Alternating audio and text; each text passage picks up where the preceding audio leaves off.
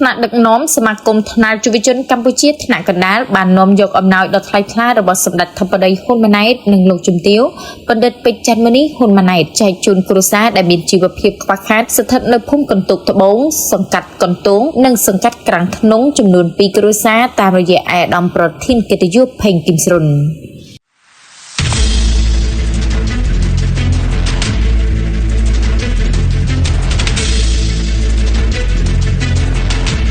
ថ្ងៃអាទិត្យទី17ខែឧសភាឆ្នាំ2026វេលាម៉ោង9នាទីព្រឹងដោយបានការណែនាំពីលោករិនរាវីប្រធានក្រុមប្រឹក្សាភិបាលថ្នាក់យុវជនកម្ពុជាលោកម៉ៅផល្លាប្រធានប្រតិបត្តិនិងអាដាមទួនសុខុនអនុប្រធានក្រុមប្រឹក្សាភិបាលបានសហការជាមួយថ្នាក់ដឹកនាំថ្នាក់កណ្ដាលនាំយកអំណោយដ៏ថ្លៃថ្លារបស់សម្ដេចមហាបវរធិបតីហ៊ុនម៉ាណែត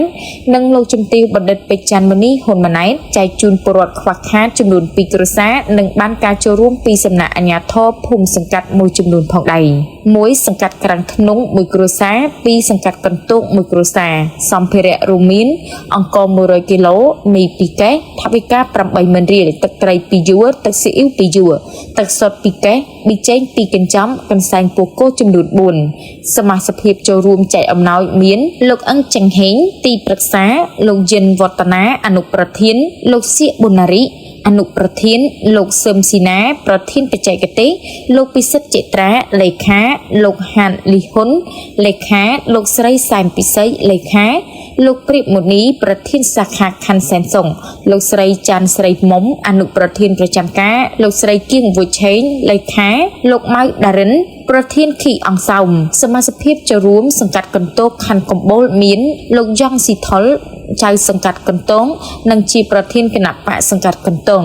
លោកអងតេងចៅសង្កាត់រងទី1និងជាអនុប្រធានគណៈបកសង្កាត់កន្ទងលោកប៉រាវុនសមាជិកក្រុមប្រឹក្សាសង្កាត់លោកស្រីយ៉ាន់ចន្ទថុលសមាជិកក្រុមប្រឹក្សាសង្កាត់លោកខៀវរឿនមេភូមិកន្ទុកត្បូងពលរដ្ឋទទួលអំណោយឈ្មោះអ៊ីចេងភេទប្រុសអាយុ68ឆ្នាំមានសមាជិក6នាក់ស្រី1ប្រុស5រស់នៅភូមិកន្ទុកត្បូងសង្កាត់កន្ទុកខណ្ឌកំបូលសមាជិកចូលរួមខណ្ឌសែនសុខរួមមានលោកសឿនសួរចៅសង្កាត់ក្រាំងធ្នង់លោកគៀតកែមមេភូមិសំរោងទៀមលោកងែលឈុំអនុប្រធានភូមិពលរដ្ឋទទួលអំណោយឈ្មោះអែមហ៊ុនអាយុ90ឆ្នាំស្នាក់នៅភូមិសំរោងទាវសង្កាត់ក្រាំងធ្នង់ខណ្ឌសែនសុងក្នុងពេលនោះដែរលោកម៉ៅផល្លាទីប្រឹក្សាសម្ដេចតេជោហ៊ុនសែនប្រធានគណៈបកប្រជាជនកម្ពុជាបានពំនាំពាក្យពេចន៍ផ្ដាំផ្ញើនឹករលឹកសាក់សួរសុខទុក្ខដល់លោកស្រីដែលជាអាជ្ញាធរមូលដ្ឋាននិងពលរដ្ឋដែលមានជីវភាពខ្វះខាតចំនួន2គ្រួសារនេះផងដែរលោកប្រធានក៏បានបន្តទៀតថាសម្ដេចតេជោធិបតីលោកទាំងទ្វេតែងតែគិតគូរនិងយកចិត្តទុកដាក់ជាប្រចាំចំពោះជីវភាពរស់នៅរបស់បងប្អូនប្រជាពលរដ្ឋទូទាំងព្រះរាជាណាចក្រកម្ពុជាលោកប្រធានក៏បានបញ្ជាក់បន្ថែមទៀតថាទីណាមានការលំបាកទីនោះតែងតែមានថ្នាក់ដឹកនាំរបស់សម្ដេចតេជោហ៊ុនសែនជាពិសេសជាងនេះគឺការគិតគូរខ្ពស់របស់សម្ដេចតេជោធិបតីចំពោះប្រជាពលរដ្ឋគ្រប់រូបនិងគ្រប់ទីកន្លែងជាចុងក្រោយអាដាមទួនសុខុនបានលើកឡើងថាយើងទាំងអស់គ្នាត្រូវដឹងគុណ7មករាយើងរស់បានដល់ពេលនេះគឺដោយសារគុណ7មករាដោយសម្ដេចតេជោហ៊ុនសែនបានយកជីវិតធ្វើដើមទុននិងលះបង់សាច់ស្រស់ឈាមស្រស់រួមទាំងអិសរាជជនដទៃទៀតរបស់ថ្នាក់ដឹកនាំគណៈបកប្រជាជនកម្ពុជាហើយជាពិសេសមានសម្ដេចតេជោហ៊ុនសែនប្រធានគណៈបកប្រជាជនកម្ពុជាដឹកនាំបច្ចុប្បន្នលើសពីនេះទៅទៀតដោយបច្ចុប្បន្នក្រោមការដឹកនាំដ៏ខ្ពង់ខ្ពស់របស់សម្ដេចធិបតីហ៊ុនម៉ាណែត